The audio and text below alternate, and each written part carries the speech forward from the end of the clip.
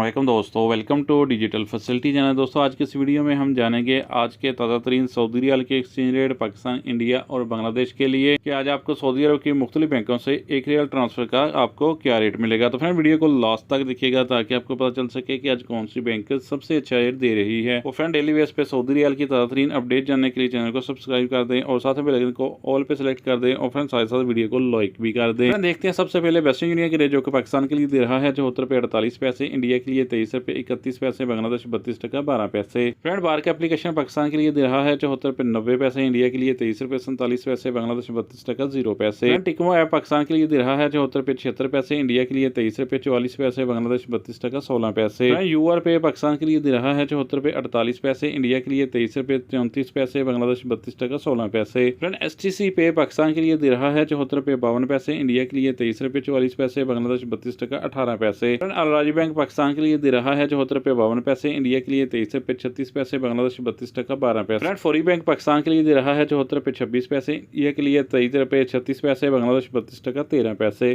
Friend mobile पे आज पाकिस्तान के लिए दे रहा है 74 रुपये 70 पैसे, इंडिया के लिए 23 रुपये 50 पैसे, बांग्लादेश 32 टका 20 पैसे।